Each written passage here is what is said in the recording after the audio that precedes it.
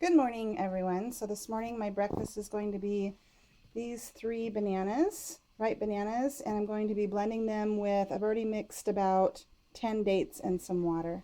And there's the finished product. Let's go ahead and pour it into the jar.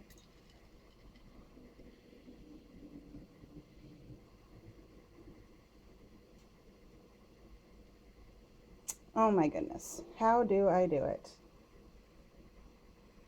So that breakfast took me about, I was talking yesterday about how some people think it just takes way more time to be vegan, and that breakfast took me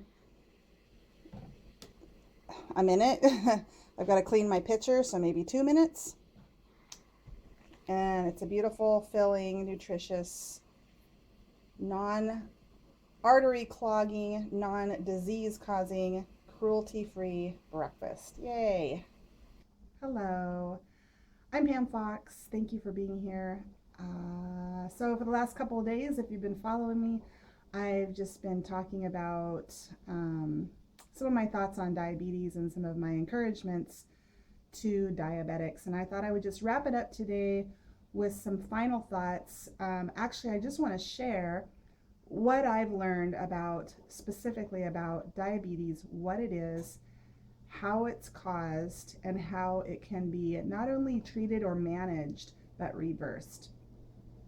So, what I've always known about diabetes is what most people know about diabetes. It's just the general information that we've had about it in recent history, and that is that it's a disease of where, and I'll just simplify this because I'm not a teacher, so I just kind of say things in terms that I can understand.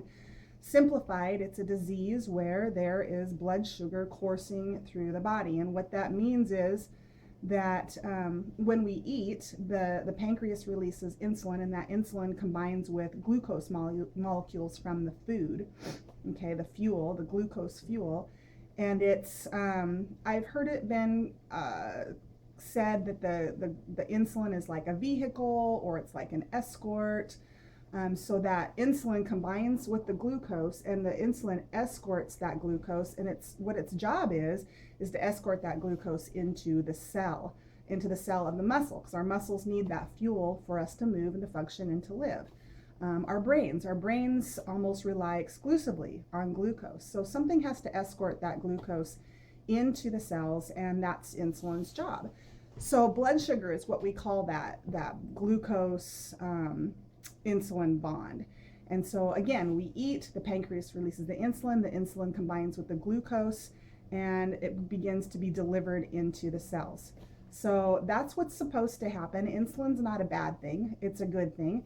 But with people with type 2 diabetes, they have an excess of this blood sugar circulating through the veins. It's not being escorted into the cells. So that's what's known as insulin resistance. So in other words, the muscle is blocking that glucose insulin bond from entering into the cell. It's resisting it, insulin resistance.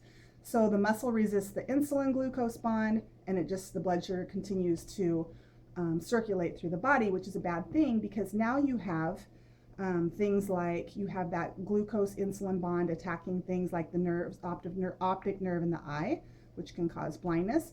It can attack nerves. We know about neuropathy and amputations that are caused by diabetes. Again, it's that attacking of the nerves from that bond. The pancreas, the liver, so that glucose is circulating through the body, and it's doing things it's not supposed to do. It's causing problem. It's wreaking havoc. So that's where we agree. That's where kind of the old school diabetes and the new school diabetes agree, that's what diabetes is, that's what it does. Where there is a disagreement, and the first time I was made aware of this was when I started studying veganism, and I started paying attention to the Physicians Committee for Responsible Medicine. So this is a group of doctors who are trying to really infiltrate and change the system. They're trying to create more awareness about plant-based nutrition and how it relates to disease. They're trying to get the information out there. There's a lot of scientific literature, published literature, that supports that a plant-based diet can reverse many of our chronic common diseases, our number one killers: heart attack, stroke, you know, diabetes, and even there's even some evidence that plant-based nutrition aids in curing some cancers.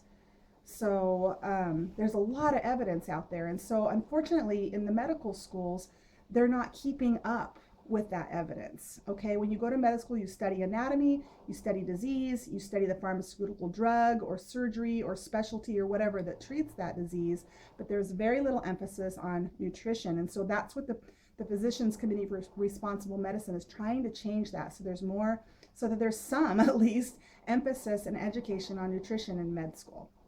So that's what they're trying to do. They're trying to spread awareness and change the system. And they're making some strides, but again, these things take time.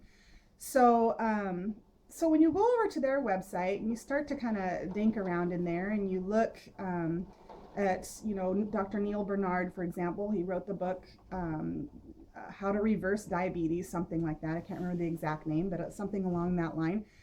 And you listen to what he has to say and what all of these doctors have to say who are following the most recent literature and studies.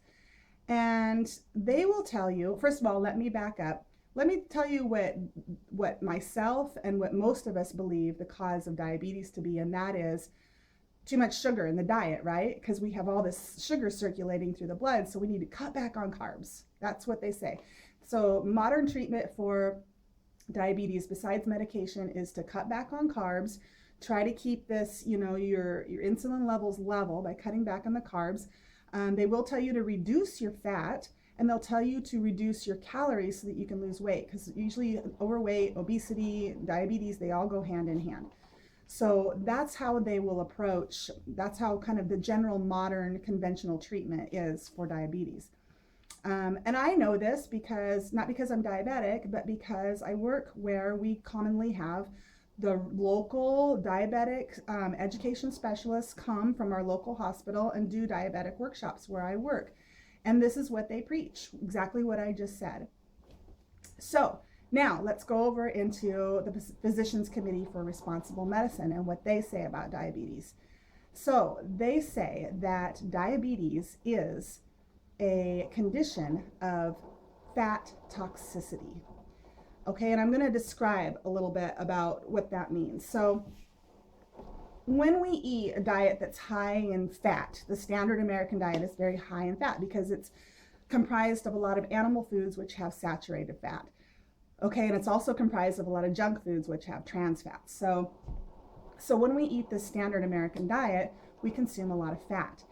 And again, when we eat, the pancreas releases that insulin and it combines with the glucose and it wants to deliver it into the cell. And remember, before we talked about insulin resistance. So here is the main difference. Here is what we're not talking about. And that is that when that glucose insulin bond tries to enter into the cell, the reason it cannot enter into the cell is because of intracellular lipids, which is a fancy term for fat in the muscle. Okay, so how does that fat get in the muscle? Well, obviously it's because we're eating so much fat. And if you think about it, and this is my very own analogy that I came up with myself, if you think about it, it makes a lot of sense. Have you ever cooked a high-fat meal and then tried to, you know, wash the dishes and the pots and the pans, and there's oil in the sink and it's on the pot and it's on the other dishes that were in the sink? You have to get out your Dawn, you know, and you have to cut that grease and you have to really fight it because it's stubborn. And so now imagine that same fat in your body. It sticks around and it hangs around. It doesn't just go in one end and out the other. The body stores it because the body needs and uses fat in emergencies as fuel, doesn't it? So it stores that fat. And we know that, don't we? Because we have fat stores all over our body that we are constantly trying to get rid of. So these fat stores, when we're born, we have a certain number of fat cells, and that number of fat cells does grow as we develop. The number does, but as we approach and reach adulthood, that the number stops growing, and then the size will, you know, rise and fall as we gain and lose weight.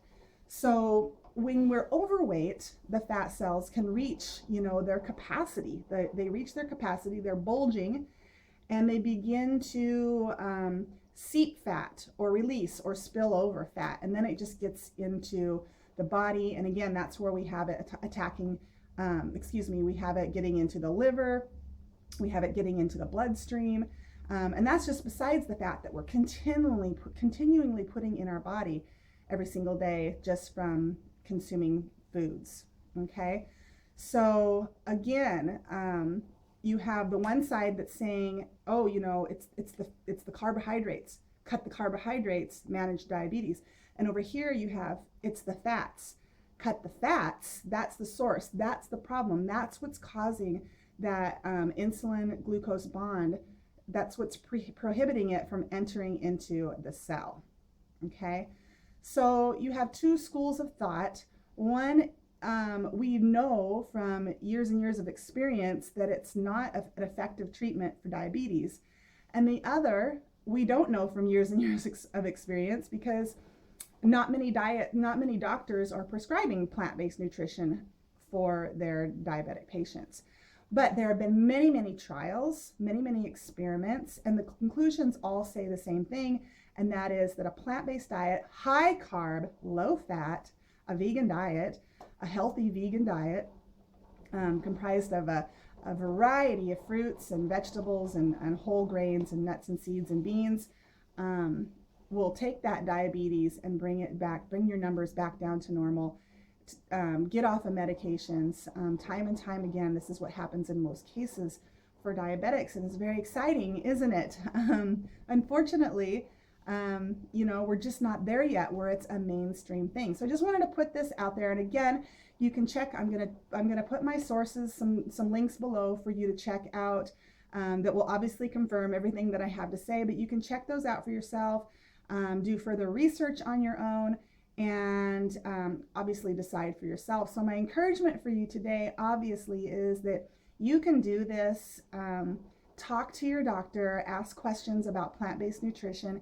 If they have no idea what you're talking about or they don't support what you're thinking of trying, oh my gosh, please find a doctor that will. Please find a doctor that will, because this is it. This is what could truly help you. This is what can cure you, not just manage you. Wouldn't you like to get off of your diabetic medications? Wouldn't you like to have energy and not have to worry about maybe one day getting, an amputation or going blind? Wouldn't you like to take your health into your own hands and be able to actually do something about improving your health in this, in this area of your life? Wouldn't that be wonderful? So please do some research on this. Talk to your doctor, and if your doctor doesn't support, this idea of trying plant-based nutrition to treat and you really should do it with the supervision of a doctor, because what happens when diabetic patients go on plant-based diet is their blood glucose levels, instead of being sky high, they're going to drop. They're going to go down very low. And so that can be dangerous as well, especially if you're taking insulin. So if you're taking insulin, you really need to be careful and do this under medical supervision. Make sure your doctor knows what you're doing and is following you closely, and you're obviously going to be monitoring your own blood sugar levels. So it is a serious thing. It's not something you just want to, jump into haphazardly and just, kind of try it. But you do want to jump into it full throttle. You do want to make sure that you're doing, 100% plant-based. Don't just think, well, I'll just cut back on the fat. That may help. That may help. But especially if you're severely overweight, it's going to take time.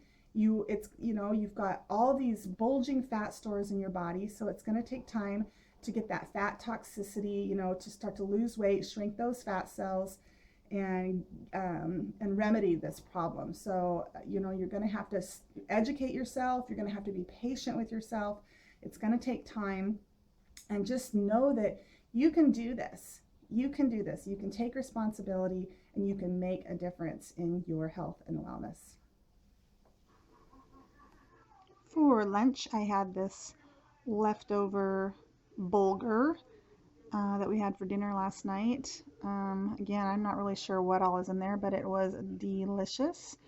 And then we had a big fruit platter at work today, and so I probably had this serving maybe 3 or 4 times. I had a lot of fruit. I was the only one getting into it, so I just kept going back for more. And then for dinner tonight, when I got home from Zumba, I was going to make potatoes. And after I got the potatoes in the oven, I realized we had this leftover soy curls, enough for one more sandwich. So I ended up having that, and I'm going to eat the potatoes tomorrow night. Okay, so Zumba went pretty well tonight. I didn't feel like my energy levels were up as high as they could be. Um, for a high carb vegan, I just expect my energy levels to really be optimal. So next week, I think I will try maybe eating sweet potatoes as my carbing up method of choice. So we'll try that and see how it goes.